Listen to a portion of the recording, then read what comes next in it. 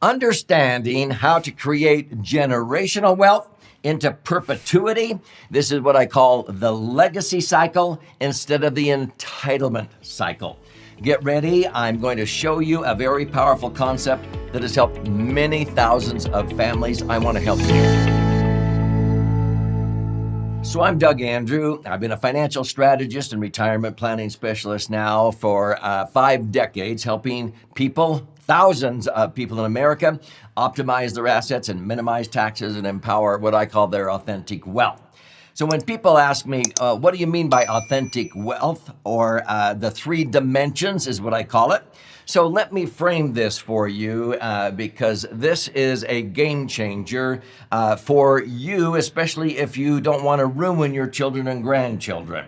For years as a financial strategist, successful people would come to me and I would ask, wow, how did you create this empire? How did you build this business? How did you amass this wealth? And they would say something like, oh, Doug, I was raised after the Great Depression. Man, my parents taught me how to work. I have worked so hard. My kids will never have to work as hard as I did. And then 20 or 30 years later, during their golden years, they would come and visit me and they would be sort of forlorn. I'd say, what's up? And they'd go, Doug, I don't know what's wrong with my kids and now my grandkids. They don't even know how to work. Well, this is what motivated me to write a book called Entitlement Abolition. And let me give you this framing of understanding what generational wealth is and what the legacy cycle versus what we call the entitlement cycle is. So there are 3 dimensions of what I call true or authentic wealth. When we say the word assets, what kinds of things do most people think of first when we say the word assets? Most people think of things such as your house, your cash, your stocks, your bonds, and so forth. But when you think about it, those are just material possessions, aren't they? Those are just things. So we put these over here in the financial dimension. So that's only one of 3 dimensions, because whenever I ask people what are the most important assets that you value, that you cherish, that you possess on this earth, then people know I'm not talking about money. They usually say family, health, value, spirituality, talent, your heritage, your unique abilities, charitable foundations, and so forth. Yeah, these are human assets. We are calling these like the foundational assets. They are our core assets for abundant living. Now, there's a 3rd dimension of authentic wealth that involves the wisdom that we gain throughout our life, and that's our intellectual assets. Now, wisdom is a product of knowledge times experiences, which gives us our wisdom, and our education, reputation, systems, methods, traditions, alliances, ideas, and skills. So these are the 3 dimensions of authentic wealth. Now, whenever I ask anybody, if you had to let go of one of these 3 categories of assets, you had to bankrupt one and start all over, which one would you let go of?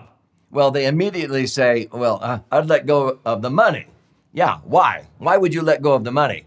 Because you can rebuild that category using the other 2. Most religions believe we come to this earth possessing these assets to one degree or another. If you believe in a life after this one, like I do, these are the ones you return to your maker and report on. Have you ever figured out how to take the money with you when you die? Yeah, there's no luggage racks on hearses, as the song says. And so these are the 3 dimensions. Now, there's another category of assets that for most intents and purposes, people flat out give up choice and control. And this is what we must contribute back to society. These are civic or social assets, and most governmental systems in the world have a method whereby we must give back to society. And so that normally comes in the form of taxes. Now, taxes are actually an asset. Most people think of taxes as a liability, but see, taxes are supposed to provide things for all of us, like highways and schools and protection and safety. We may not agree with how the government is a steward over our tax dollars. Let's not go there right now, but see, taxes are usually an asset. What a lot of CPAs and tax attorneys forget within 2 years after becoming a tax attorney, getting their LLM degree, a master's in taxation, is that in the Internal Revenue Code, you can actually take ownership and redirect otherwise payable taxes to causes you support, and you'll actually do more for this great country than just rolling over and paying more and more in tax. Whether you take ownership for your own retirement instead of relying on the government, to take ownership for your own health care instead of relying on the government. And if you take ownership in a home, you'll take better care of it than if you rent it. When was the last time you washed a rental car? Well, people don't wash rental cars. They wash their own car. See, the secret to American wealth lies in ownership, deeds, titles, and articles of incorporation. If you look at countries like North Korea, they don't allow their citizens to own. And basically, they are starving to death, and their leader has to blackmail the world that he's going to make nuclear weapons unless we give them more and more money because they're struggling, okay? So ownership is the key. Now, what I do in my book, Entitlement Abolition, is I talk about the difference between two families. It's the Vanderbilts versus the Rothschilds. And I don't endorse these families by any means, but you'll understand what I mean here. Cornelius Vanderbilt was the richest man on earth when he died in 1877, like the Bill Gates of his time. He was worth $105 million. And he was not very philanthropic. In fact, he only left behind less than 1% of that wealth to charity, Central University, which became Vanderbilt University. Well, it took 96 years until 1972 before 120 of his descendants gathered together at Vanderbilt University for their first family reunion. And there wasn't a millionaire left in the bunch. It was all gone. We call this shirt sleeves to shirt sleeves in 3 generations. The 4th generation was like, what? It's gone? We're now one of them? We have to work? Yeah.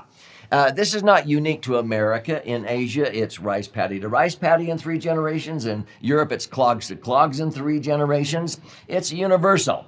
And so his grandson said, it has left me with nothing to hope for, nothing definite to seek or strive for. Inherited wealth has been a real handicap to happiness. Now, I contrast that in my book to the Rothschilds. Mayer Amschel Rothschild was the patriarch of the family. He died in 1812.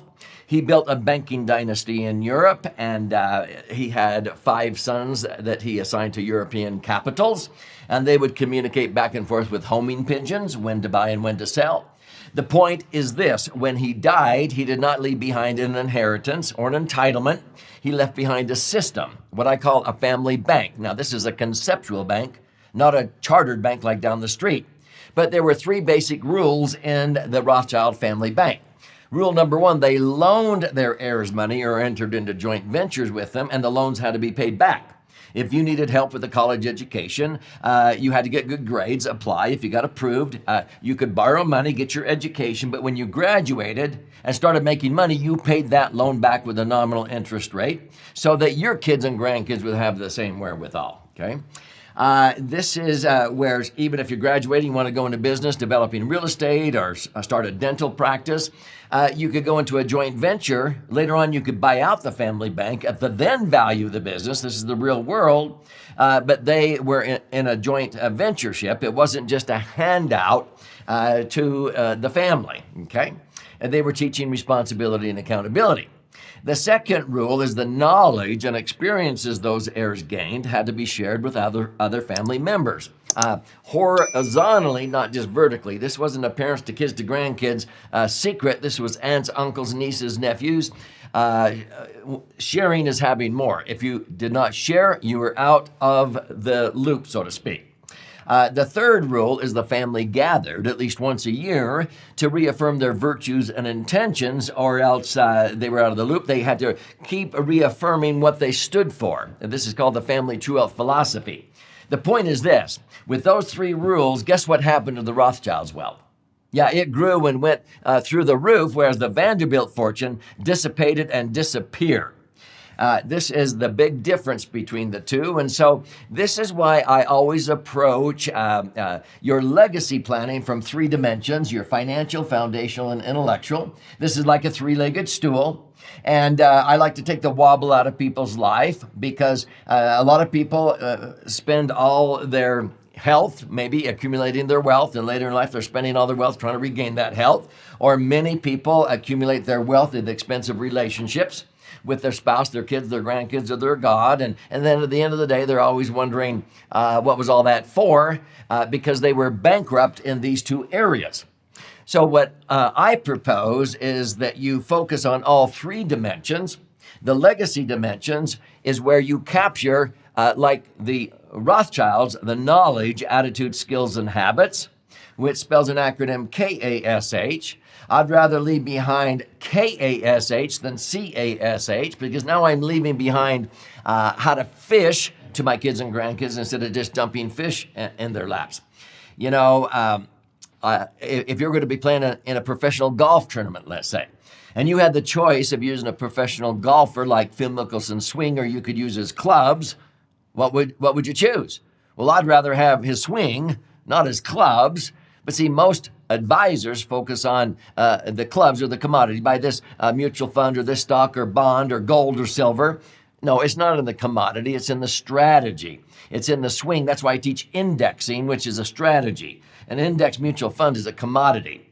Well, I've noticed many estate planning attorneys seem to focus on dividing up the golf clubs and the trophies, so to speak, among the kids and the grandkids when you die.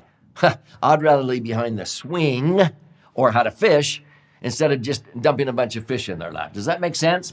So when we look at this, in my book, there's an entitlement cycle that happens when people go out and they gain skills and learning, and they have an increase in their money and their knowledge, attitude, skills, and habits. They experience wealth and abundance, and then guess what? My kids will never have to work as hard as I did. And then they wonder as they sit there and give handouts instead of a hand up, why their kids have this entitlement mindset. Mom, Dad, will you pay for it? Can I have? When do I get my share? Yeah. And so people would say, Doug, how do I abolish this entitlement mindset with my kids and grandkids? They're like vultures waiting around for their share. And that's what motivated me to write the book Entitlement Abolition, because this is exhausting the family resources, just like the Vanderbilt family.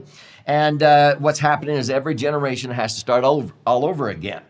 Well, a better way would be to have a legacy cycle where it starts out the same, but you have a system to transfer not only the CASH, cash, but the KASH with responsibility and accountability. They have to have some skin in the game. You don't just pay for things. You let them borrow and they pay it back. If they can't pay it back with money, they pay it back by painting or shampooing carpets or mowing lawns or whatever. You don't just pay for their college. They earn it, okay? And this is what we did with our 6 children. And so this is called the legacy bank. And then you're able to have all of this momentum continue from generation to generation like the Rothschilds, and watch the wealth continue to grow instead of dissipate and disappear and ruin your kids and grandkids. Nobody wants to ruin their grandchildren, but the way they set up their estate planning oftentimes actually is set up for failure. And so in the book, you will see this spectrum of entitlement to abundance. What we're talking about is moving from this scarcity mindset or entitlement mindset over to an abundance mindset. So we want to move from entitlement to being accountable and responsible, from enabling to empowered, from scarcity to abundance, from me to we. Together we're better. From isolated to collaborative, okay? From consuming to producing. From dependent to being independent. We declared independence in this country. Something for nothing versus skin in the game. Or striving versus thriving, or government reliant versus self-reliant. The way I teach my kids and grandkids, don't be a clam on the bottom of the ocean waiting for plankton to float to you. When do I get mine? The victim mentality. No, America has an eagle on the flagpole. You want to be in motion, adding value. And when you do that, everything becomes abundant. So if you want to learn more, I would recommend you study my book, Entitlement Abolition, first. I'll gift you a free copy. You simply go to entitlementabolitionbook.com or click on the link below, and you contribute a nominal amount toward the shipping and handling. I'll cover the rest of that cost, and I'll fire out a hard copy to you via priority mail. When you're in there claiming your free copy, check out audio and video formats if you like to listen and learn or watch and learn. There's also 18 hours of video instruction, a master class if you want to do a deep dive. We teach educational webinars, but this is about you and your family, your loved ones, and teaching them how to be responsible and accountable, create generational wealth, and leave behind the knowledge, attitude, skills, and habits more than just the money.